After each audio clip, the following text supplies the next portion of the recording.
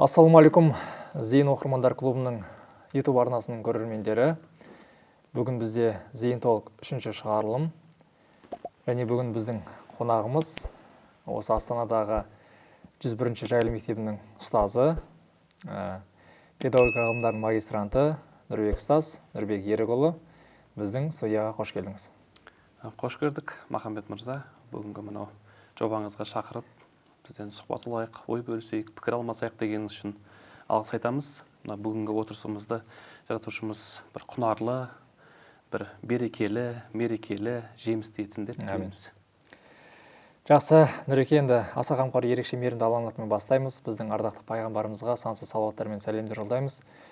Енді қазір өзіңіз білесіз, осы ұстаздық деген жол ең ұлы жолдардың бірі, ең маңызды жолдардың бірі. Қазіргі таңда осы мемлекет басшысынан бастап әрбір буын өкілдерінің қозғап жүрген тақырыптардың бірі өте өзекті мамандық. Енді жалпы осы бір ұлы жолға қалай келдіңіз және бұл ұстаздық жолды таңдауыңызға сізге не түрткі болды? Бәрекелді. Енді ұстаздық жол ұлы жол. Әрине бұл ұстаздық жолға келуіміздің өзі бір қызықты бір жолмен келдік десек те айтсақ болады. Өйткені ұстаздық жолдың бастауы жалпы өзімізде мынау бізде ковид кезеңдері болды ғой. Сол кезеңдерде бір осы университет бітірдік. Университет бітіргеннен кейін арман қуып шетелге кеттік. Шетелге кеткеннен кейін барып Қазақстанға келдік. Біраз уақыт өзіміз таппай жүрдік. Сол уақытта бір досым бар, енді группаласым дейді бізде. Сол осындай бір мектепте жаңағыдай сол мұғалімі, ұстазы сол мектептің ауыр жағдайға, яғни ауырып қалған екен бірден. Сол жағдайға түсіп қалған екен, сол маман іздеп жатыр, барып резюмеңді тапсырып көрсеңші деп бір кеңес берді. Сол кеңесті алып бірден хабарласып сол жерге бардық. Барғаннан кейін енді ол жерде бізде сол мектептің басшысымен арамызда құжаттарымыздың бәрін тексерді. Тексергеннен кейін барлығы дұрыс деп, енді университетті біз жоғары деңгейде аяқтадық, енді қызыл дипломмен бітірдік. Содан кейін сәттілік тіледі. Енді ол жерде мұғалім болуға сізге не түрткі болды? Қалай үйренесіз? Енді арасында біраз үзіліс бар екен ғой деген сұрақтар болды. Бірақ енді осы кезде бір Әлихан атамыздың бір керемет сөзі еске келді. Яғни ұлтқа қызмет ету үшін ол білімден емес, ол мінезден дейді. Маған 2 ай уақыт беріңіз, мен бәрін оқимын, үйренемін. Яғни білімді кез келген уақытта адам үйрене алады. Ең басты талабы еңбегі болса. Ал енді соны әрі қарай дамыту, оны әрі қарай алып бару, оған мінез керек дедім. Маған сеніңіз, сеніміңізді ақтаймын, үмітіңізді ақтаймын дедім. Енді сол уақыттан бері біраз болыпты. Ұстаздық жолда жүрміз. Ұстаздық жол ұлы жол. Содан кейін әрине басында бір қиыншылықтар болды, кедергілер болды, бірақ оның барын жеңіп шықтық. Және де бұл жолды өзіме ұнай бастады. Яғни икигай түсінігі болды. Енді бір өмірдің мәнін тапқандай болдым. Одан кейін бұл бір текпенді келген дүние бар. Өйткені маған дейінгілер, яғни менің ата-анам болсын, оның үлкен аталарым болсын, барлығы осы ұстаздық жолды, және нағашылар жағында ұстаздық жолды ұстанған әжелерім бар. Олардың еңбек өтілдерін қарасаңыз, 40 жыл, 50 жыл еңбек еткен ұстаздар да бар. Енді солардан қонып тұрған бір бақ шығар деп ойладық. Содан кейін осы жолды бастап кеттік, сол уақыттан бастап. Керемет. Алла разы болсын. Енді Нұреке, Нұрбек ұстаз, жалпы енді әрбір адам қандай да бір мамандыққа келген кезде, немесе бір қандай да бір жолға қадам басқан кезде, оның бір жетістік жолы болады ғой. Енді 2020-дан бері қазір санасақ, осы ұлы жолда қызмет етіп жүргеніңізге 5 жыл болды. Енді осы 5 жыл аралықта өзіңіздің ең үлкен жетістігіңіз не деп ойлайсыз? Енді ұстаздардың жалпы жетістігі бұл ұстаздық жол, ұлы жол деп жаңа айттым. Біз бұл ұстаздықтың өзі бұл бір мамандық емес, бұл өнер деп айтар едім да мен. Өйткені білімді алу бар, білімді амалға асыру бар. Білімді алғаннан кейін оны жеткізу бар. Әрбір ұстаз алған білімін ол бірінші өзінің ақыл сүзгісін өткізеді. Ақыл сүзгісін өткізгеннен кейін барып, екінші адамға, яғни оқушыға, білім алушыға жеткізу ол үлкен өнер ғой. Енді осы өнерді алып, сол баланың бойындағы бір, яғни адамсүйгіштік, адамгершілік, осы құндылықтарымыздың бір қасиетін соны адам сол екінші адамның бойына сіңіре білсе, сол мен жетістік деп санаймын да. Өйткені енді ол мұғалімдердің қазір енді менде қарап отырған әріптестерім болса, олардың барлығы білер. Бізде жыл сайын ол неше түрлі конкурстар бар, неше түрлі жаңағыдай бізде ортаға түсетін додалар бар. Ол жерде біреудің асығы алшысынан түсіп, біреудің баласы озып келіп жатыр, біреуі қалып келіп жатады, жаңағыдай түрлі жобалар бар, көп сайыстар. Бірақ осы өмірдегі жетістіктерім енді осы уақытқа дейін бір емес екі сынып шығарыппын. Сол сыныптардың ішінде мынау кейбір оқушыларымның бойында осы мынау алған білімімді, соның ішіндегі мына адами құндылықтарды солардың бойына сіңіре білгенім сол бір ұстаздың жетістігі деп ойлаймын. Ал енді менің өзімнің жетістіктеріме келетін болсақ, енді ол енді алдағы уақытта болашақта көрсетер. Енді адам өзінің жетістігі қандай екенін айта алмас. Алдағы уақытта оны енді ертеңгі шәкірттеріміз бір керемет ғалым болып, керемет бір әдепті данышпан болып, бір ойшыл болып, бір керемет жазушылар, керемет еліне, ұлтына қызмет еткен азаматтар шығып жатса, міне сол жетістік деп санаймыз өзімізді. Алла разы болсын. Қазір сіздің осы сөзіңізден кейін анау білімді алу бар, амалға асыру бар, оны үйрету бар деген сөзіңізден кейін мына бір дәріс есіме түсіп отыр қазір. Өткенде осы бас мешітте муфти хазіретіміздің дәрісі болды, тәпсірлер таңдалысы деген. Сонда бір раббани дейді, раббани дәрежесін дейді, момин дәрежесін жету ғой. Жету үшін адамда мынандай бір 5 қасиет болу керек дейді. Жалпы сол сіз айтқан білімді игеру бар, сосын оны амалға асыру бар, үшіншісі оны үйрету бар, және үйреткен кезде 4-ші дәреже шығады мұнда, сабыр ету керек екен, және 5-шісі ол мейірімді болу. Яғни қандай да бір адамдардың барлығы бірдей емес қой. Мысалы, біреу тез ұғады, біреу кеш ұғады. Яғни сондай бір жолда өзіңізді мейірімді ұстап, жалпы сабыр ету керек деп айтады. Жалпы енді сіздің айтқан сөзіңіз, жалпы енді кез келген ұстаздың осындай бір қасиеттер болса, Құранда келтірген момин адам сипатына ие болады екен. Алла сіздерге баршаларыңызға сол дәрежені нәсіп етсін. Бәрекелді, рахмет. Енді 2 сынып тәрбиеледім деп отырсыз осы уақытқа дейін. Енді өзіңіздің алдыңызда қаншама оқушылар өтті, тәлім алды. Біреу дарынды болады, біреуінің бана мен айтып өтіп кеткен қабылдауы қиын болады. Мысалы, кез келген пәнді. Жалпы осы 2 оқушылар арасында қандай әдістер қолданасыз? Жалпы мысалы дарынды балаға бір әдіс қолданасыз ба? Мысалы үлгерімі төмен шәкіртке бір басқаша әдіс қолданасыз ба? Әр нәрсе өзінің заманына қарай. Мысалы үшін бізге дейінгілер, бізден бұрынғылар, мысалы үшін енді осыдан 50 жыл бұрын алып қарайықшы. Ол кезде жалпы мынау білімнің көзі ол бірінші ұстаздан басталатын. Яғни ұстаз алдыңызда сіздің бір тұрған источник деп алайықшы. Яғни темір қазық. Сол темір қазықтан білімді алып келеді, яғни білімдер лекция форматында өтетін, ұстаз келіп айтады, соны балалар өзі бойына сіңіреді. Және ұстазға деген ол кезде бір ерекше бір құрмет болатын еді. Ал енді қазір ұстаздарды алмастыратын технологиялар да келіп жатыр. Тек білім беру жағынан ғана. YouTube платформалары бар, әр түрлі. Одан кейін жасанды интеллекттің келуі, нейросеттердің келуі, кез келген сұрақ қоясыз, сұрағыңызға жауап ала аласыз. Енді бұл жерде бірақ олардың барлығы бүкіл YouTube болсын, Google болсын, кез келген осы біздегі интеллект, жасанды интеллект болсын, барлық салалар бұл балалардың оның түсіну деңгейін айыра алмай жатады. Яғни эмоционалды тұрғыдан оларды сезіне алмайды. Бұл жердегі ұстаздың рөлі енді ерекше рөл атқарады. Жаңағы сұрағыңызға келейік енді. Сұрағыңызда сіз маған қандай әдіс тәсілдер қолданасыз? Жаңағы озат оқушылар бар, үлгерімі төмен оқушылар бар. Және де қазіргі уақытта бір тенденция ерекше балаларымыз да бар. Біз оларға да бірдей білім беруіміз керек. Өйткені Қазақстан Республикасының заңнамасына сәйкес кез келген бала білім алуға құқылы. Және тең дәрежеде алуға құқылы. Қазір мынау жайлы мектептеріміздің, президентіміздің бастамасы болды. Балаларымызға тең құқықта білім беру. Яғни барлығына ол ауылдық жер болсын, ол қалалық жерде болсын, қандай елді мекеніне қарамайды, ол тең құқықта білім алу керек. Енді қараңыз, бұл әдіс тәсілдер бұл ситуацияға байланысты өзгере береді.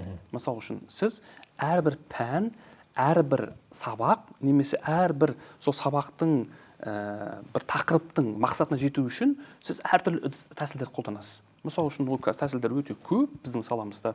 Одан кейін зерттеу әдістері бар. Мысалы үшін анау action research дейді, ағылшындардан келген lesson study дейді, жапондықтардан келген әдістер бар, әдіс тәсілдер, case study деп әдістер жасап жатады. Сингапурлық әдістер дейді, жаңағы математикаға негізделген әдістер. Одан кейінгі фин әдістері бар, қазір Корей әдістерін, Қытай әдістерін деп әдістер өте көп. Бұлардың барлығы ең бастысы бұл мұғалімнің бұл ізденімпаз іскерлігіне, талғампаздығына және оның кез келген алдында отырған балаға мен мына әдісті пайдалансам, ол сол бала осы мәліметті ала алады, ұға алады деп, бұл жерде өте бір жұқа, өте бір нәзік нәрсе де оның барлығы. Яғни мен мынау осы әдісті осы сабақта пайдаланамын деп айтпаймын. Өйткені сенің алдында отырған балалар, мысалы үшін, бір 10-шы сынып болса, 10-шы сыныптың 5-еуіне сабақ беретін болсаң, 5-еуіне 5 түрлі әдіс тәсілді пайдалану керек болады. Өйткені бір әдіс барлығына өте бермейді. Одан кейінгі бір сыныпта 25 бала отырса, 25 баланың қабылдауы 25 түрлі болады. Яғни ұстаз ол барлық балаға мүмкіндік бере алатын кім? Тұлға. Сонысымен ұстаз болады да. Сол үшін бір әдіс тәсілдерді қазір уақытта интернет ақтарсаңыз, интернетте әдіс тәсілдер өте көп. Мысалы үшін қазір чат GPT деген дүние шыққан, нейросеттер. Қытай мемлекеті қазір чат GPT шығарды. Пайдаланыңыз қолыңыздан келгенше. Соны әдіс тәсілдерді пайдалансаңыз, ол көмек көрсетеді әрекеттер. Жақсы. Нұрбек ұстаз, енді осы сөзіңізден кейін бір ой туындап отыр менде. Енді қазір мына Наурыз мейрамы келе жатыр. Ұлттық мерекеміз құтты болсын. Міне бүгін өзіңізде бір қазақ шапанда әдемі бір киімде үлгіде көрсетіп отырсыз. Әдіс жайлы айттыңыз ғой. Корей әдісін айттыңыз, фин әдісін, Сингапур әдісі деген секілді. Енді тәрбиесіз берілген білім адамзаттың қас жауы дейді. Жалпы енді мектептеріңізде, жалпы осы Астана мектептерінде осы ұлттық дәстүрлі әдіс қолданыла ма? Мысалы, үлкеннің жолын кеспеу. Мысалы, мұғалімнен бұрын сөйлемеу деген секілді, үлкеннен бұрын. Осы секілді бір тәрбие жұмыстары мектептеріңізде жүргізіле ме?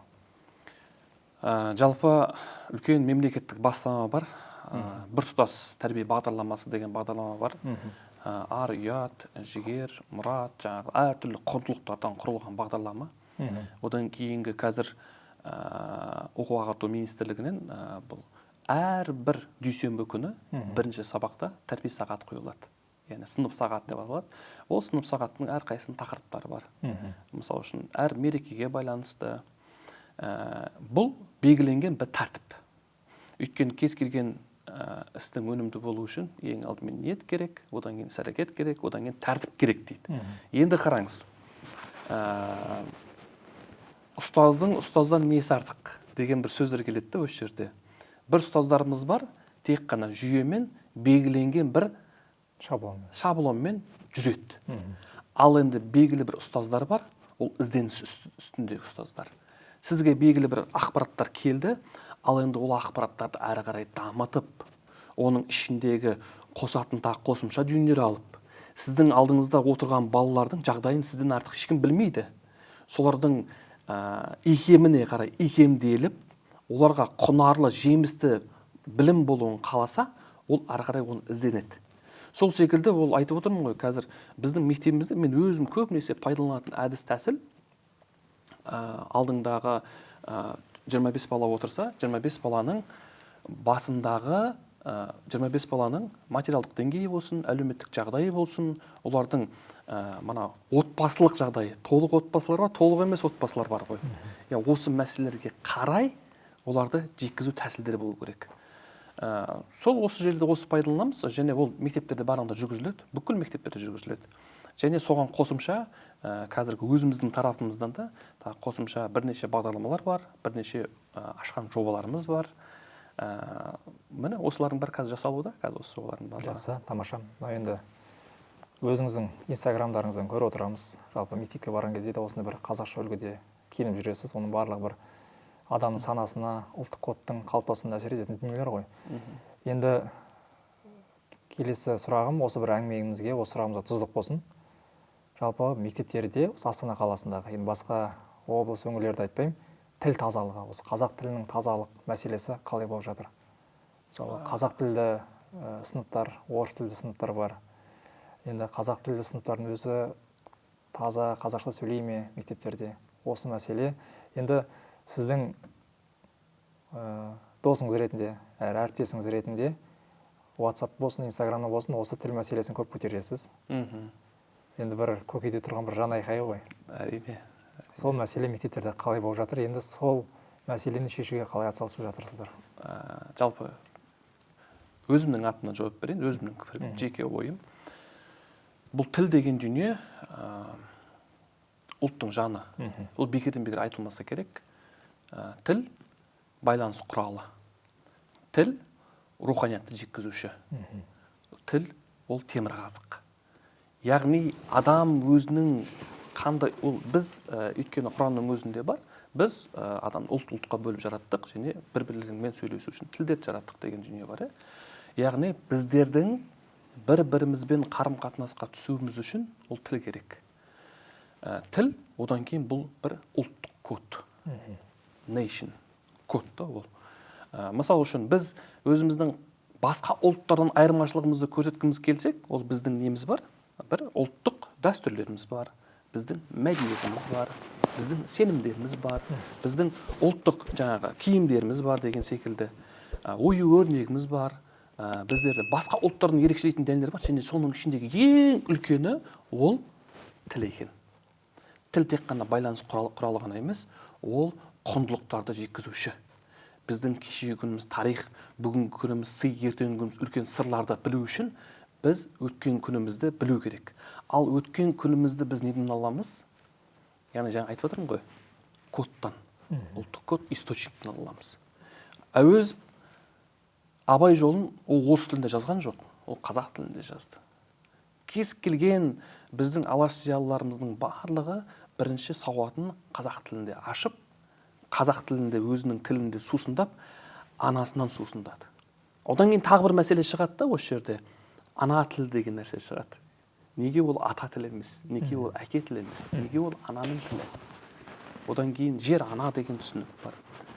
Бұл жерде енді бір үлкен бір мәселелер де болуы мүмкін, бірақ бұл мен тіл өте жан айқайым, өйткені біз барлық балаға бірдей білім береміз. Бірақ та Қазақстанда бір балалар орыс тілінде білім алып жатыр да, бір балалар қазақ тілінде білім алып жатыр. Енді осы жерден құндылық деген нәрсе бар. Құндылық ол қай тілде алыну керек деген нәрсе бар. Осы жерде бір түйінді сөз шығып қалады да осы жерде. Яғни біз құндылықты өзімізге өзінің тікелей мағынасында алуымыз керек. Егер сіз, мысал келтірейік, егер сіз барып, қазір әлемдегі бүкіл ғаламның тіліне айналған ағылшын тілі бір ақпарат алғыңыз келді. Ақпаратты барып тікелей өзінен алған дұрыс па, жоқ әлде аудармадан алған дұрыс па деген сұрақ болады. Егер аудармадан оның несі өзгеріп кетуі мүмкін, пәлсапасы, мән мағынасы өзгеріп кетуі мүмкін ғой. Ал енді барып өзінің тікелей мағынасында алатын болсаңыз, барып ол сіңімді, жеңісті және құнарлы болады. Осы нәрсені мен көп жерде жеткізе алмай жүрмін. Яғни біз өзіңнің қазақ екеніңді, осы елдің азаматы екеніңді, осы елдің бір болашағыңды екеніңді білгің келсе, сезінгің келсе, онда қазақ тілін үйрен, және қазақ тілінде осы елдің дәстүрін, мәдениетін меңгергің келсе, соның құнарынан ал деген келеді. Ал енді ол қазақ тілін түсінбейтін адам, ол қазақ тілінің ол дәстүрін қайдан үйренсін, ол әдебін қайдан үйренсін, оның ар жағындағы мәдениетін қайдан үйренсін. Одан кейін екінші жағы бар, бұл жанашу жағы бар да. Кім қай тілде білім алса, ол сол ұлтқа қызмет қылады дейді. Бұл да бір қорқынышты нәрсе, әлбетте. Яғни біздің қазіргі ойланатын нәрсе де, бұл үлкен ой салатын нәрсе. Бұл көп адамдар бұны бір жаңағыдай неге айландырып жүруі мүмкін, саясатқа айландырып жүруі мүмкін. Ол саясатқа айландырудың қажеттілігі жоқ, ол шешімі бар нәрселер барлығы. Одан кейінгі айтқым келетін нәрсе бір 21-ші ғасырдың, әсіресе 20-ші ғасырда басталған үлкен бір дүние бар. Бұл қандай дүние екен? Ол геосаясат деген дүние бар. Әлемдегі мемлекеттердің бір-біріне қарым-қатынастары, бір-біріне шабуылдары деген дүние бар. Енді осы жердегі айтатын нәрсем, бір геосаясат деген дүниенің 5 түрлі қаруы болады. Ол геосаясат деген әлемді басқару өнері ғой жалпы. менің түсінігімде. Енді осы жерден бір түсінік шығады, мемлекеттер бір-біріне қалай шабуыл жасайды, немесе бір-біріне қалай қарым-қатынас жасайды деген дүние бар.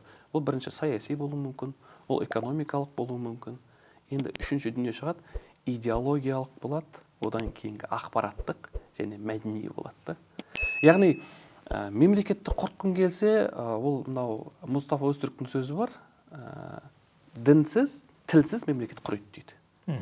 Ол темір қазық қой, ол деген фундамент. Ол ең бірінші дүние. Бұл тіл тазалығы және тіл. Тілмен бізге құндылық келеді, тілмен бізге дәстүр келеді, тілмен бізге мәдениет келеді, тілмен бізге идеология келеді. Ал енді кім осы тіліне жаны ашиды, ол кез келген нәрсені бірінші әлемнің ғылымын бәрін қазақ тіліне аударсын және оны балаға жеткізсін. Осы жолда күресіп жүрген азаматтарымыз өте көп, және барлық, ол енді қазір біз қазақ тілді аудитория ғана көріп отыр ғой, ол мен орыс тілді аудитория көреді деп ойламаймын. Сол үшін күресу керек, жеңіске жетеміз және соған сену керек. Жақсы, тамаша. Енді осы сөзіңізден кейін Әлихан Бөкейханның бір сөз есіме оралып отыр. Ұлттың дәстүрін, мәдениетін, тілін меңгермеген адам көш басын алып жүре алмайды дейді. Түйіні, тамаша. Әрине. Жақсы, Нұрбек ұстаз, енді келесі сұрағымызға көшейік. Енді жалпы осы білім беру жүйесінде, білім беру саласында жүрсіз ғой. Енді Аллаға шүкір, қазір мектептеріміз жайлы, барлық жағдай жасалған. Не үйренем, не білем деген балаға кез келген есік ашық. Бізде енді басқа елдердегідей интернет бұғатталмаған, барлық жағынан есігіміз ашық. Тамаша. Енді бірақ мәселесізде, проблемасызда ешқандай мәселе жоқ қой. Енді келесі сұрағым, осы біздің қазақстандық білім беру жүйесінде қандай негізгі мәселелер бар деп ойлайсыз өзіңіз жеке? Шіркін бір, енді бұл сұраққа жауап беру үшін бізде әлі көптеген тәжірибенің жетіспеушілігі де бар, көп қой. Енді біз әлі ұстаз адам, ол әрқашан үйренуші, әрқашан үйретуші. Ол ұстаз адам үйренуден аянбау, үйретуден жалықпау керек. Сол үшін біз үйренуден әлі күнге дейін білетініміз 19, білмейтініміз 99 ғой. Бұл білім саласында біздің қазіргі білім беру саласында мәселелер, шешіліп те жатқан мәселелер бар, бірақ шешілмей түйінін тауып жатқанда мәселелер өте көп, ұстаздардың жан айқайы көп. Осы ішкі кухняда жүргеннен кейін олардың барлығын сезінеміз, білеміз. Және мәселелер бір күнде шешіліп кете салмайды. Ол ұзақ уақыттық бір жоспарларды, бұл ұзақ уақыттық бір жаңағыдай бұған бір қадамдарды қажет етеді. Енді бұған бір мынандай ғана жауап берейінші, қысқаша ғана. Жалпы менеджмент саласында осы өлі ат теориясы деген түсінік бар. Өлі ат. Өлі ат теориясы деген. Өлі ат теориясы дегенде қарасаңыз, бойынша ол әдетте адамдардың аттың өлгенін мойындағысы келмейді. Бірақ соның несімен салдарымен күресе береді. Яғни өлі ат теориясы деген ат өліп қалған, бірақ оны аттың өлгенін мойындамайды. Оның бірінші не істейді? Бірінші оның жаңағы атты баға алмаған бағушыны бірінші жұмыстан шығарып жібереді, сөгіс жарылдайды.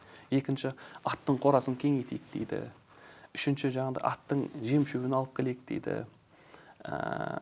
Одан кейінгі жаңағыдай бұл аттың орнын ауыстыру керек дейді. Қорасын тазалау керек, анау болу керек, мынау болу керек. Оның жаңағы дәрумендерін беру керек. Мынау витамин жетіспейді, мынау витамин жетіспейді дейді. Бірақ шын мәнінде ат өліп қалған ғой негізінде.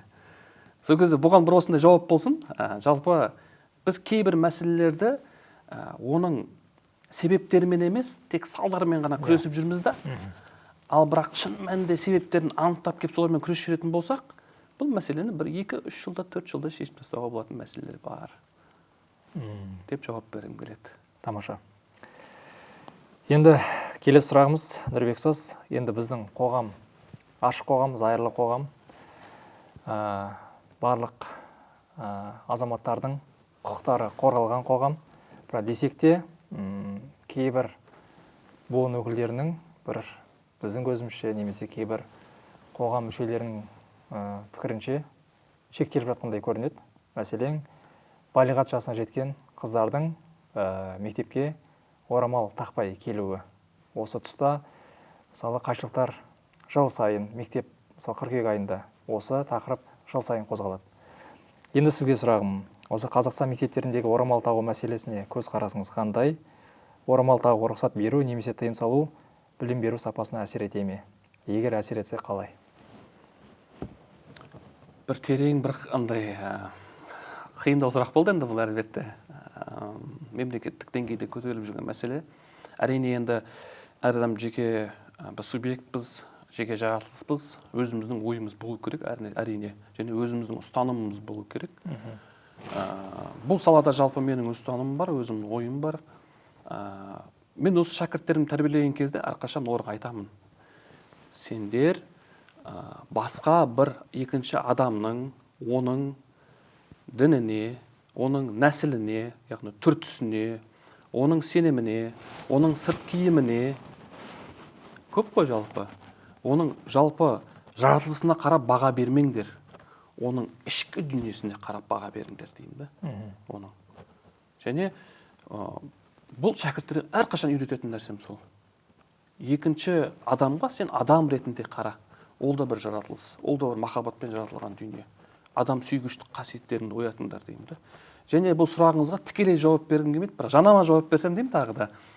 Өзім осы тәжірибе алмасу мақсатында және ол жақтың бір тәжірибесін өз бойымызға сіңіру, ол мемлекетпен танысу мақсатында 2024 жылы Сингапур елінде болдық, сапары болдық.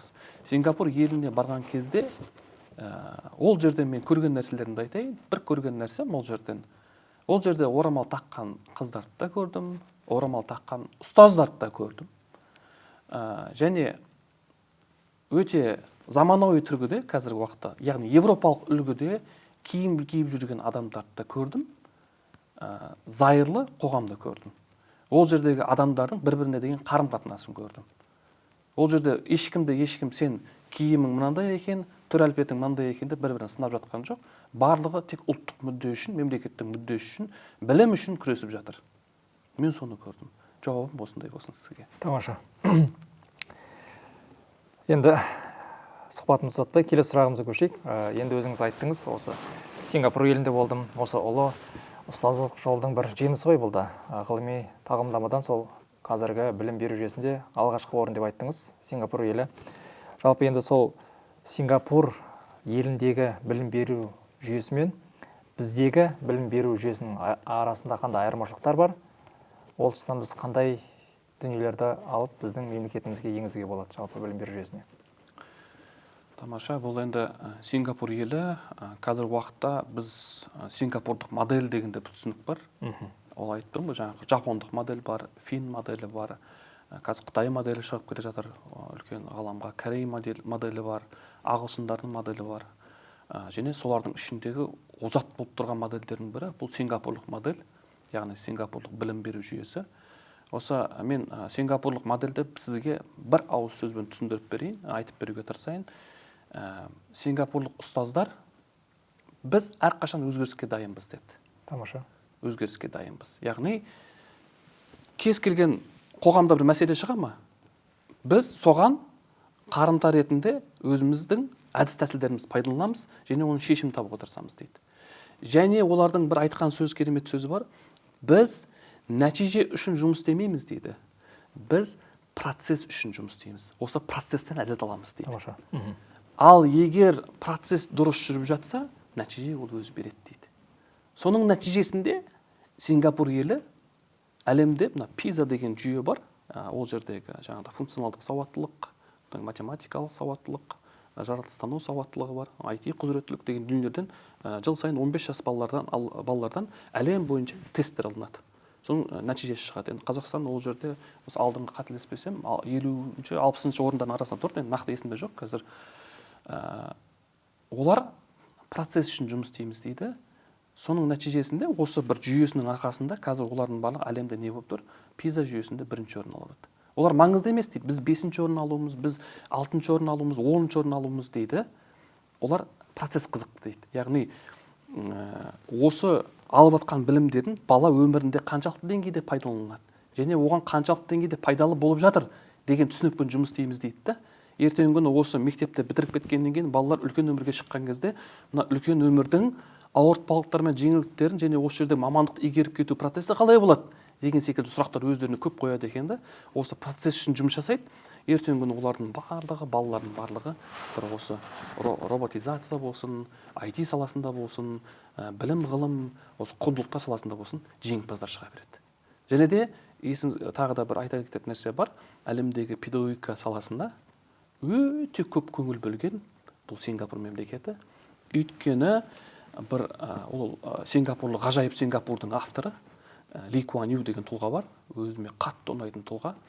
Біз ұлт пен қоғамның алға ілгерілеуін қаласақ, біз бірінші көшбасшыларды дайындауымыз керек дейді. Ал енді көшбасшыларды дайындауды біз кімнен бастауымыз керек? Ұстаздардан бастаймыз дейді. Яғни көшбасшы ұстаз, ол көшбасшы шәкірттерді тәрбиелей алады. Ал енді бұл сөзді ол Ли Куан Юның алдында біздің Ахметұлы ұстаз айтып кеткенді. Біз ел ісін бастауда бірінші білім беру ісінен бастауымыз керек дейді. Ел болу үшін біз білім саласын дұрыстауымыз керек деп айтып кеткен да. Көріп отырсыз ба? Яғни оларды да айтқан болса, бізді де айтты да ол нәрсені. Бірақ олар алған білімдеріне не істеді? Сингапур елі амал жасады. Ал біз амал жасауымыз енді бұл үлкен бір сұрақ пен леп белгісінің әңгімесі. Нұрбек Сал, Алла разы болсын. Жалпы сондай бір өркениетті Сингапур елі секілді білім жүйесі алға дамыған мемлекет болуды бізге де Алла нәсіп етсін дейміз. Енді келесі сұрағымыз, жалпы енді өзіңіздің мектепте бастаған жобаларыңыз бар. Сол жобаларыңыздың бірі осы біздікіндей Зейін оқырмандар клубы жобасы, екіншісі мәртебе жобасы. Екінші жобаға тоқталсақ, мәртебе ұстаз жобасы, қателеспесем. Осы мәртебе деген жобаның негізгі мақсаты қандай? Келесі сұрағым, ұстаздың мәртебесін көтеретін негізгі қасиеттер қандай болу керек? Енді бұл жалпы жақында ғана бір ұстазбен сөз қылдым, әңгіме қылдым. Әңгіменің барысында ол кісіге сұрақ қойып жатырмын. Ол кісі жобаларда істеп жүретін өте жаңағыдай белсенді ұстаздарымыздың бірі. Ол ұстаздан үйренетініміз де көп. Сол ұстазға сұрақ қойып жатырмын. Осы жобаларды не үшін жасайсыз деймін да. Үйдің ол кісі жауап беріп отыр. Балалар үшін жасаймын. Жаңағыдай оқушыларға бірдеңе болсын, соларға бірдеңе үйренсін деп жасаймын дейді да. Мен айтамын, әсілінде сондай ма деймін да. Сіз өзіңіз үшін жасайсыз деймін. Ол қалай деп сұрақ қойып қалды да маған. Мен өзіме не қыламын бұл, не істеймін дейді да. Мен бұл жобаны бірінші өзім үшін бастадым. Не үшін бастадым деген кезде, бұл жоба, кез келген жоба адамның өміріне мән кіргізеді. Яғни, қалай мән кіргізеді? Сіз таңертең ұйқыдан тұрдыңыз, киіндіңіз, шайындыңыз, таңғы асыңызды іштіңіз, келдіңіз, мектепке келдіңізді, білімді бердіңізді, кетіп қалдыңыз үйге. Үйге бардыңыз, қайтадан дем алдыңыз, үйдің шаруасы, бала-шаға, жаңағыдай жұбайыңызбен немесе жолдасыңызбен болған мәселелер болып арға кетті. Және бұл процесс күнделікті жалғаса берсе, адам одан не істейді? Күнделікті жалығуы мүмкін және мән жоғалтуы мүмкін. Яғни бұл жобаның басталуының өзі бірінші бұл жоба менің өзіме қандай пайда береді? Өміріме қандай мән кіргізеді дедім мен. Яғни бұл маған бір смысл берген нәрсе да, бұл мән кіргізген нәрсе. Өйткені күнделікті бұл жобамен келіп, мен бұл жобаны қалай дамытсам екен, қалай бұл жолдарды тапсам екен, ұстаздардың мәртебесін қалай көтерсем екен, олар қандай жолдар бар деп күнделікті ізденісте да. Яғни көрдіңіз бе, менің өміріме бір мән кіргізіп жатқан жоба болды да. Өйткені бұл жобаға бір үлкен бір махаббатпен келдік. Сол міне адамзатты жаратты, махаббатпен жаратқан адамзатты. Сен де сүй, ол Алланы жаннан тәтті. Адамзаттың бәрін сүй бауырым деп, хақ жол осы деп әділетті. Осы үш сүйі болады имани гүл. Сол жердегі біз махаббатпен жаратылдық па, біз кез келген нәрсені махаббатпен жасауымыз керек деген бұдан бір даналықты суыруға болады да. Одан кейінгі екінші бір мәселе, бұл мәртебе ұстаз дегенде ағартушылық миссиямызды бастап жүрген кезде ата-аналар тарапынан болсын, балалар тарапынан болсын, белгілі бір деңгейде ұстазға деген бір құрметсіздік, ұстазға деген бір ұстазды бір белгілі тек қана бір үшінші бір субъект ретінде ғана қарап қалуы жаныма батты. Шыны керек. Және қазіргі біздің көрермендер қарап отырса, ұстаздар қарап отырса, олар бұны біледі. Жан айқайы ғой ұстаздардың. Одан кейін ұстаздарды осы бір мәртебе ұстаз деген жоба бастадық.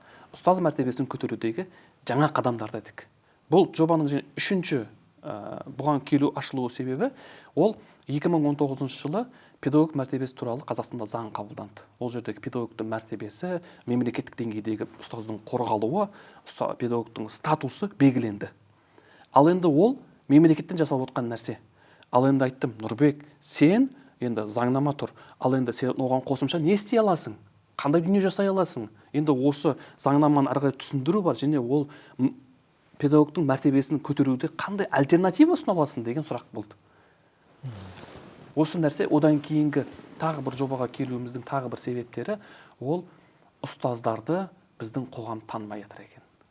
Танымайды. Қазір мен мысалы үшін осы біздің сұхбатымыз шықты, мен туралы ақпарат алуы мүмкін, бірақ менен де мықты, менен де алғыр, менен де озат ұстаздарымыз Қазақстанда жетеді.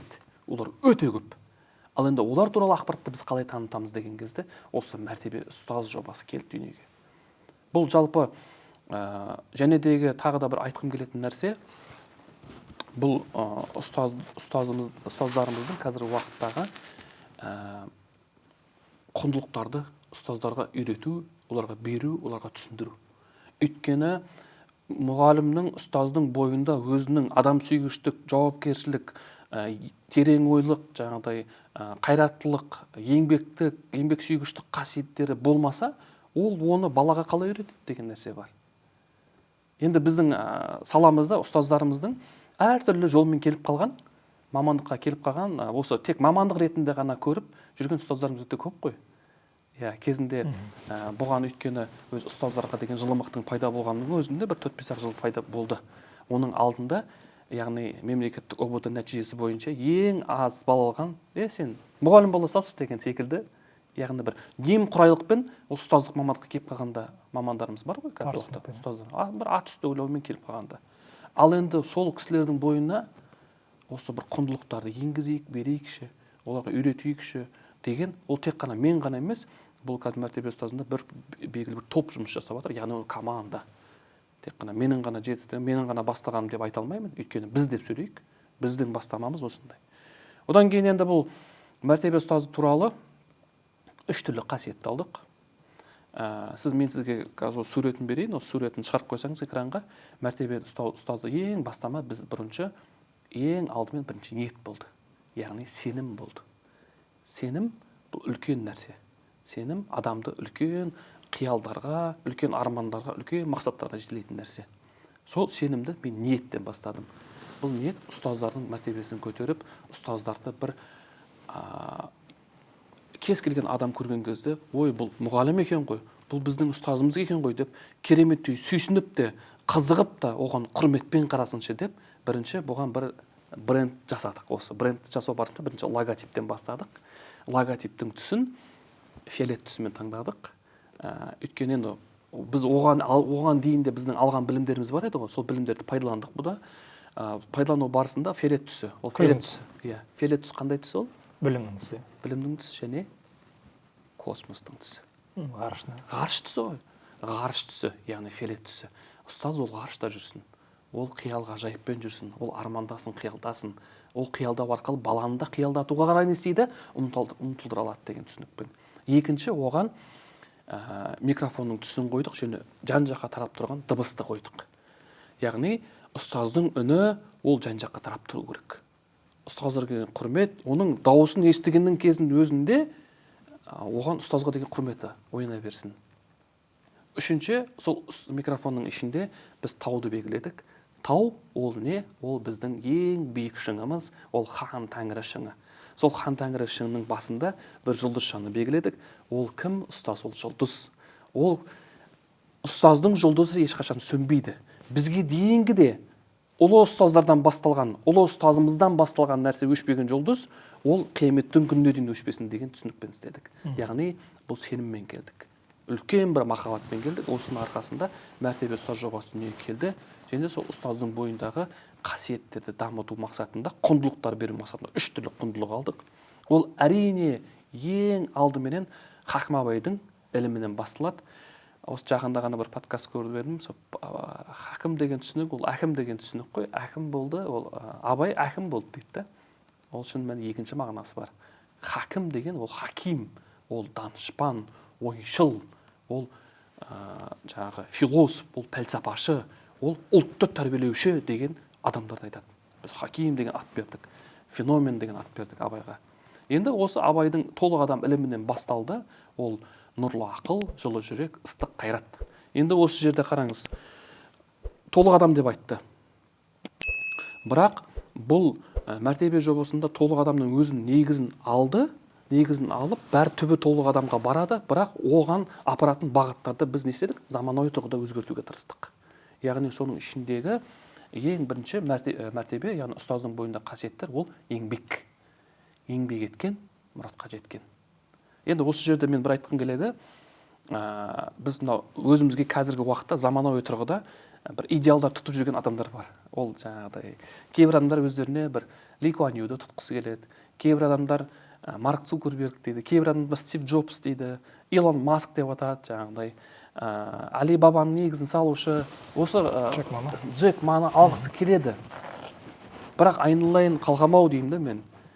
Сіз олардың барлығында белгілі бір талант болды, белгілі бір қабілет болды, бірақ бұлардың барлығы осы дәрежесіне тек қана осы талант қабілетімен ғана жетті деп ойлайсыздар ма деймін де. Ол еңбекпен жетті де олардың барлығы. Өйткені өзі Хакім Абайдың осы халқымыздың арасында халық сөзді болып кеткен көптеген сөздер ғой. Еңбектің наны тәтті, жалқаудың жаны тәтті. Еңбек етсең ерінбей, тойда қарын тіленбей деген сөздер көп қой. Сол үшін үлкен қасиетті алдық, бұл еңбек қасиетін алдық. Еңбек еткен, мұратқа жеткен. Сол еңбектің ішінен де тағы да 3 түрлі қасиет шығады. Мен оларға тоқталмайын, ары қарай жалғастыра берейін. Екінші қасиеті ол мінез дедік. Мінез бен қайсарлық ол егіз ұғым. Өйткені кез келген мына Марк Цукербергтің сөзі бар. I am going to tell your secret дейді. Мен сіздерге бір құпияның есігін ашайын деген үлкен Гарвардта оқыған үлкен бір несі бар. Айтқан мотивациялық сөзі бар. Адамды өзгертетін идеялар өте көп дейді. Идеялар өте күш. Идея ол өте күш қой. Мемлекетті өзгертуге, үлкен адамның өмірін жақсартуға идеялар өте көп. Бірақ осы идеяларды жүзеге асыруда табандылық маңызды дейді. Көрдіңіз ба? Яғни табандылық болып тұрғаны бұл жердегі мәселе мінез. Яғни мінез, қайсарлық, ол табандылық. Ол сенің өзіңнің деттеген, алға қойған мақсатыңа қандай жолмен болсын жету. Бұл ұстаздарға керекті үлкен бір қасиетті. Сен еліңе қызмет қыласың, ол мінезден болу керек. Балаға білім беріп жатсың, сен мінезді болуың керек. Одан кейін жасырын емес, қазіргі уақытта бар енді кейбір шәкірттерімізде бар, бір мінезді мұғалімдер құрметтейді. Қорықпауымыз керек, алға қадам басуымыз керек. Үшінші қасиет ол терең ой. Терең ой, бір адам ықылассыз, 40 жыл ықылассыз құлшылық жасағаннан 1 сағат отырып терең ойлану адамға пайда береді. Көрдіңіз бе? Яғни бұл жердегі айтып отқан нәрсем терең ой. Адамның адамшылығы ол істіке бастаған ісінен білінеді. Терең ойлануынан білінеді. Өйткені такаффур деп айтады бұны. Яғни терең ойға бату, терең ойға бұл ұстаздың бойындағы 3 қасиет, 3 қасиетін дамытса, адам сол толық адамның несіне барады, толық адамның сипаттарына, кемелдікке жетудегі бір қадамдар деп алдық. Және осы қадамдарды бастау барысында көп түрлі әртүрлі кейстер бердік. Біз 6 түрлі кейс бердік оған. Ол мәртебе лайф жобасын. Мәртебе лайф жобасында біз ұстаздарға журнал форматында, мәртебе ұстаз деген Instagram парақшаға кіріп қарасаңыздар, әлі енді парақшамызда оқырмандарымыз аздау. Енді болашақта көбейеді деген ниеттеміз. Осы сұхбатта бір пайдалы болса деген үміттеміз. Мәртебе лайф жобасы бар. Одан кейінгі екінші, ода бір бақ өкілдері арқылы ұстаздар таныта беру. Сіз эффекттерді білесіз ғой, соның ішіндегі 25-ші кадрдың эффектін білесіз. Сондағы адамның көзі көрмесе де подсознаниясы қабылдау мүмкін ғой. Яғни біз ұстаздарды шығара береміз елдің алдында. Оның мысалы үшін қазіргі уақытта біздің профессионалды жаңағыдай деңгейде 25 мың адам қараған екен біздің аккаунтымызды. Өте үлкен жетістік біз үшін. Соның ішінде 25 мың адам 25 мың түрлі пікірде болды. Соның жақсы жақтан, яғни ұстаздардың қасиетін аша беру, ұстаздарды адам ретінде таныту. Ол белгілі бір біреудің анасы, біреудің ағасы, біреудің әпкесі. Ол да біреуге перзент қой. Сіздің қандай құқығыңыз бар ұстаздар туралы жаман айтуға? Ол да бір адамның баласы. Екінші жағынан несі ол ұстаз. Сол жердегі ұстаздардың бойындағы бір адами құндылықтарды ашу болды да, және соларды жеткізу болды. Екінші бұл кейсіміз, бұл ұстаздан кейінгі бір кітап жобасын аштық. Оқитын ел, өсетін ел. Адам оқуды тоқтатқан кезде, ол ойлануды тоқтатады. Адам өзінің адамдығын білгісі келсе, ол кітап оқысын. Өзінің келдім, қайдан, нетсем, пайда бөлгенсің. Не боласын берген келсе, ол кітап оқысын. Осы кітаптардың ішіндегі ең ұлысы ол біздің Құран кәрім. Қазіргі уақытта енді осы біз асыл дінімізге тіл тигізушілер өте қатты көбейіп кетті. енді бұл бір қисынсыз деймін, бірақ сонда қосып өтуді жөн көрдім. Кімнің түбі бос шелектің дауысы қатты шығады, кім ислам діні туралы, мұсылмандар туралы, жалпы ислам діні туралы білмейді, оның дауысы қаттырақ шығады. Сол үшін ал исламның темір қазығы діңгегі ол не? Ол Құраннан басталады. Және пайғамбарымыз сүннетінен басталады. Осы нәрселерді оқысын деймін. Соның мақсатында біз ұстаздан келген бір кітап жобасы, бұл ұстаздарды, кітап оқитын ұстаздарды неғылымыз келді, шығарғымыз келді. Жақында ғана бір статистика оқыдым. Қазақстан кітап оқитын елдердің арасында, яғни кітапқа уақыт бөлу уақыттың арасында Ауғанстанның алдында тұрмыз. Бір қарасам, бір жағынан бір күлкілі, бір жағынан өте бір аянышты, жылағың келетін нәрсе.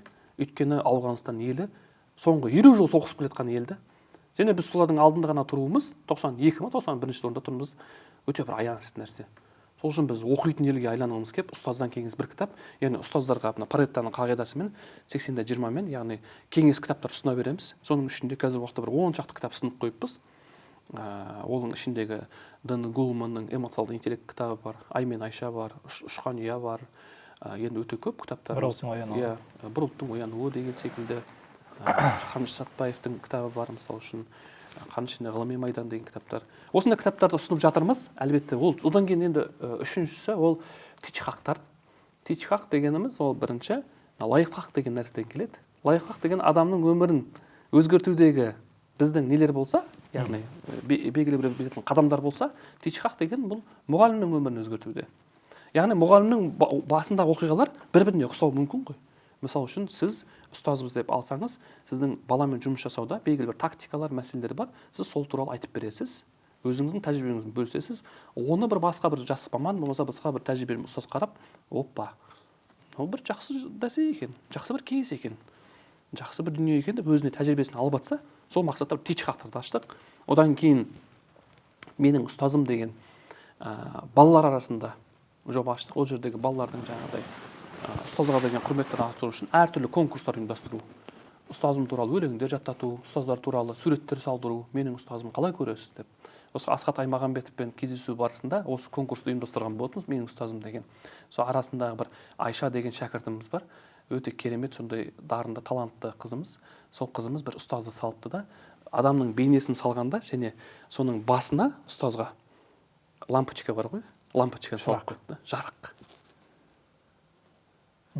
Яғни сіз адамның өмірін өзгерткіңіз келсе, қараңғылыққа қарай ұмтыла бермей, сіз қараңғылықты жою үшін жарық жағуыңыз керек қой. Ол жарық, ол кім? Ол ұстаз, жарық беруші деген мақсатта салынғанда осындай жобаларымыз бар. Және соңғысы бұл мәртебе квиз деген жобамыз. Бұл дағы мынау ұстаздардың арасындағы бір релакс тайм болсын деп, ұстаздар интеллектуалды ойындар, ұстаздар жаңағыдай 5 адам 6 адам отырғызып, әртүрлі логикалық, мысалы жұма күні кешке бір қойсаңыз болады. Бір белгілі бір уақыттарда, мысалы үшін әрбір мерекенің қарсаңында қойсаңыздар болады деп. Одан кейін бар талқы деген дүние, талқылау, бір бастан екі бас жақсы, талқылаумен 7 рет өлшеп 1 рет кешу, одан кейін талқымен көп дүние шешіледі. Өйткені жиналыстар, мәселелер, бұл ұстаздардың басын қосу. Мысалы үшін 2 ұстазды қосып, басын қосып талқылаға алып келсек, арасындағы бұл коммуникация, тәжірибе алмасу мақсатында осы бір жобаны алып келдік. Сөйтіп бұл мәртебе жобасы дүниеге келді. Қазіргі уақытта қалалық деңгейде жұмыс жасап жатыр. Бұл мәртебе ұстаз жобасы, ұстаздың мәртебесін көтерудегі жаңа қадамдар және жаңа корпоративтік ұстаз моделін қалыптастыру болып табылып отырған жоба қазіргі уақытта. Нұрбек ұстаз, Алла разы болсын. Жобаларыңыз өте керемет екен. Біз енді шет жағасын көріп отырсақ та, бірақ кухнясына кірмеген екен, мынаншама жобаның бар екенін білмейді екенбіз. Осы жобалардың сәтті, жемісті, жалпы оқырмандарға, ұстаздарға пайдалы болуын Алладан тілейміз. Енді өзіңіз айттыңыз, толық адам жайлы айттыңыз, мұсылманшылықты, Құран кәрімді тілге тиек етіп өттіңіз. Енді Абай атамызда керемет сөз бар ғой. Алла тағаланың жолы ниһаятсыз дейді, шексіз. Кім сол жолға қадам басса, толық адам һәм таза мұсылман дейді. Енді Абай атамыз толық адам мен таза мұсылман арасында ара-жікті бөлмейді, арасын тең қойып отыр. Сол секілді сондай бір игі таза мұсылман болуды Алла баршамызға нәсіп етсін. Енді бұл да бір біздерді, осы мұсылмандарды арақол деп айтатындарға бір нақты, бір тиянақты жауап болды деп өз басым ойлаймын. Мүмкін біздің осы бір сұхбатымыз солардың бір саналарына сәуле болып шашылар. Енді Нұрбек ұстаз, Енді бір соңғы сұрағымызға келейік. Енді бұл сұраққа келмес бұрын мына бір оқиғаны айтып кеткім келіп отыр. Кезінде бір ана баласы тәтті көп жейді екен. Сосын болмағаннан кейін бір ғұламаға барады. Ғұлама айтады, менің балам осындай тәтті көп жейді, не істесем болады? Жарайды, сіздің сұрағыңызды түсіндім. 40 күннен кейін балаңызды алып келіңіз дейді. Сосын 40 күннен кейін әлгі ана баласын алып келеді. Сонда ұстаз айтады, ей бала, сен тәтті жеме дейді. Сонда жарайды ұстаз, ұқтым деп кетеді. Сонда анасы айтады, бар болған осы ма дейді. Иә, себебі 40 күн алдын өзімде бал жегенді жақсы көретін едім. Сол 40 күн бойы өзімді тыйдым дейді.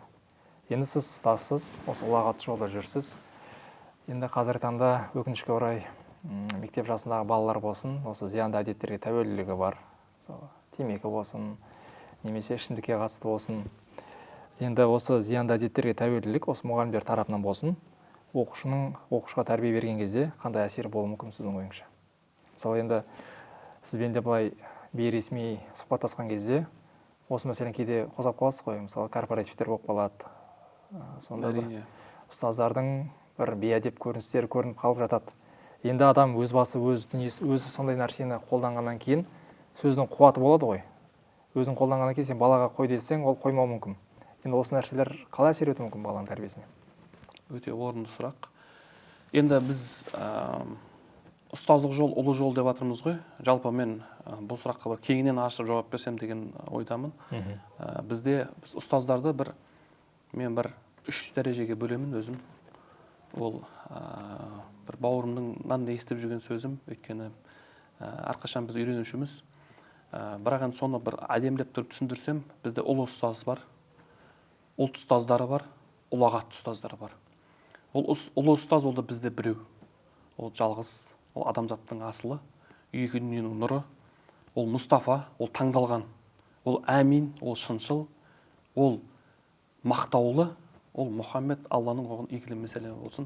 Біздерге әрбір өзін мұсылманмын деп санаған адам ол кісіге сенеді, ол кісінің амалдарын орындауға барынша тырысады. Ол Ахмет. Мысалы үшін, өйткені сол кісінің осы кереметте осындай бір дана адамзаттың асылы ғой деп өзім ұлым дүниеге келген, сол ұлымның атында Ахмет деп қойдым. Ол Ахмат болды, ол Ахмет, қазақшылап Ахмет, Мұхаммед, ол Әмин болды, ол Мұстафа болды. Сол ұлы ұстаз бұл бізде біреу. Екінші енді ұлт ұстаздары бар. Ұлт ұстаздары бар, ол бізге дейінгілер, ол біздің ұлтымыз үшін, елі үшін ұлтты тәрбиелейтін адамдар. Олар кімдер? Олар Ахметтер, олар Ыбырайлар, олар Абайлар, олар Мұстафалар, олар Тұрарлар, олар Әлихандар, олар солар болды. Және қазіргі уақытта да ұлт ұстаздары бар арамызда жүрген. Мысалы үшін өзінің жазған кітаптарыменен, елдің алдында жүріп айтқан сөздеріменен бұл ұлтты тәрбиелеп өткен ұстаздарымыз бар. Мысалы үшін сіздің де осы жобаңыз арқылы бірнеше адамдарға пайда тигізіп, жаңағыдай ұлт ұстазы болуға сізге де мен де болашақта тілеймін де сол нәрсені, ұстазы бола беріңіз деп. Және үшіншісі ұлағатты ұстаздар бар да. Ұлағатты ұстаздар міне 3-ші дәрежесі, ол бізге қатысты айтылған нәрсе болу керек та. Өйткені ұлағатты ұстаз бір шәкіртін дұрыс жолға салып, және оған ақиқаттың көзін ашып, надандықтан құтқарып, оның ғалым болуына, тамаша адам болуына септігін тигізген адам, бір ұстаз болса да, мен оны ұлағатты ұстаз деп санаймын. Енді осы нәрсе әрекет пен істің арасындағы не бар? Ұстаздың болмысындағы нәрсе бар. Ол не нәрсе екен? Ол айтылған сөзбен істелген іс. Істі айту бар, оны жасау бар ғой. Енді біз мектепте үйретеміз балаларға. Арақ ішпеңдер, темекі тартпаңдар, удаман болмаңдар, құмарлыққа салынбаңдар деп. Жаңағы сіз Хикметтің даналығын содан суырып отырмын да, даналығын қарасам, ол жерде бірінші ол өзі істеп алды да, ол адам, жаңағы данышпан адам. Сөйтіп балаға айтты: "Ей бала, тәттіні жеме" деп. Сол секілді осындай нәрсе бар ғой. Бұл ұстаздық жолға түстің ба? Ұлы жолға түстің. Саған дейінгілердің аманатын арқаладың деген сөз. Яғни ол пайғамбарымыздан басталды. Адамзаттан басталған нәрсе. Ұстаздық жол, ұлы жол деп не үшін айтып жатыр? Яғни сіз осындай ұлы жолға түстіңіз ба? Сіз өміріңізде уақыттарыңызды және де өзіңіздің бойыңызда құмарлықтарыңызды не істеуіңіз керек? әрекетіңіз керек. Сіз соның нәтижесінде не істейсіз? Ұрпақ тәрбиелейсіз да. Сіздің өзіңіздің бойыңызда құмарлықтарыңызды құрбандыққа шалуыңыз керек. Уақыттарыңызды құрбандыққа шалуыңыз керек. Сіз соныменен алтын әріппенен атыңыз тарихта жазылып қалсын десеңіз, онда сіз өзіңіздің бойыңыздағы құмарлықтарын барын құрбандыққа шалыңыз. Ол жаңағы ішімдік, секіріп орынсыз билеу, орынсыз іспен айналысу, орынсыз нәрсе ғайбат өсек айту, орынсыз мал шашпақ, мақтаншақ нәрселерді істеу. Біз осылардың барлығын толық адамның сипаты әрбір ұстаздың бойынан көрінсін деген ниет қой бұл. Мен әрқашан жан айқайым қазіргі уақытта бұл ұстаздардың арасындағы бұл шылымның тартуы өздерінің арасында жойылмай тұр. Ішімдікке құмар болу ұстаздардың арасында жайылмай тұр. Бұл жан айқайым менің негізі шын мәнінде. Болмасаң да ұқсап бақ деген дүние бар ғой. Болмасаң да ұқсап бақ. Бір ғалымды көрсеңіз. Көрдіңіз ба? Яғни сіз өзіңіздің әрекетіңізбенен жаңағы біздің мен осы нәрсені айтпай өтіппін, айтып өтейінші қазір. Біз баланы тәрбиелеу ісінде өзіміздің ең үлкен тәжіміз қылып, біз әдепті аламыз. Әдептілік бұл бір тәж, киесің де өрлейсің. Яғни сен әдепті басыңа киесің бе тәж қылып, онда сен өрлейсің, өсесің. Ол әдептің ішіне бәрі кіреді. Бүкіл нәрсе кіреді. Сенің киген киімің де, сенің жүріс тұрысың да, айтқан сөзің де, сенің басқа адамға құрметің де, сен ұстаған дінің де, сенімің де, барлығы осы әдепке кіреді. Өйткені әдептілікпен пайғамбарымыздың өзі дінді татқан кезде тек қана айтқан жоқ қой. Ол кісі барлығына әдептілікпен, көркемдікпен көрсетті.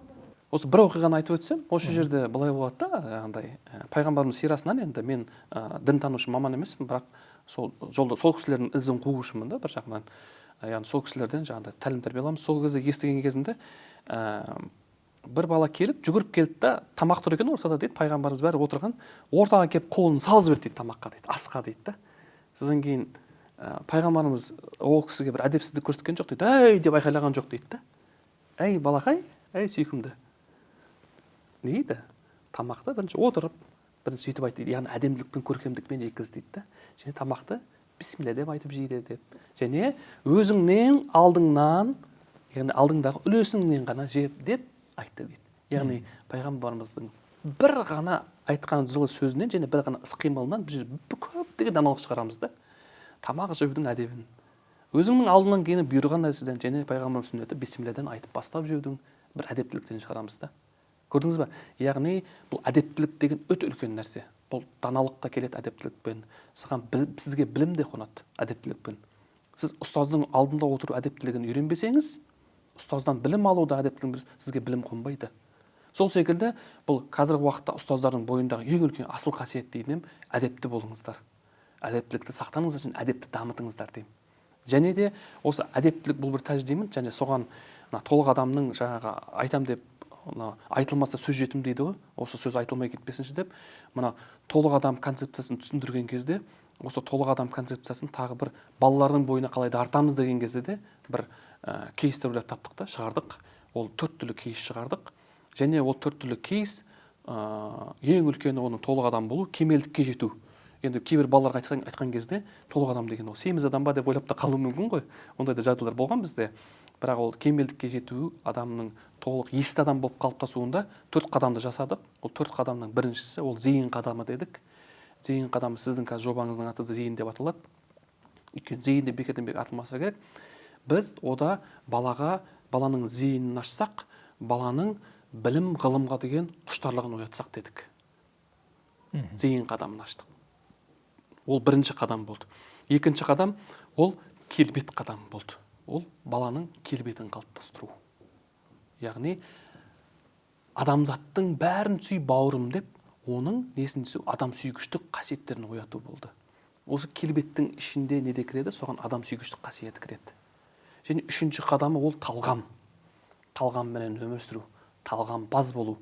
Қалай киінуді, қалай жүріс-тұрысты үйрену, әдептілікті үйрену және арам менен адалды ажыратып білуді үйрету дедік. Бұл үшінші қадам дедік. Және төртінші қадамы бұл әрбір осы әдептіліктің ең үлкен қасиеті ол сапалы ұстаз, саналы ұрпақ дедік.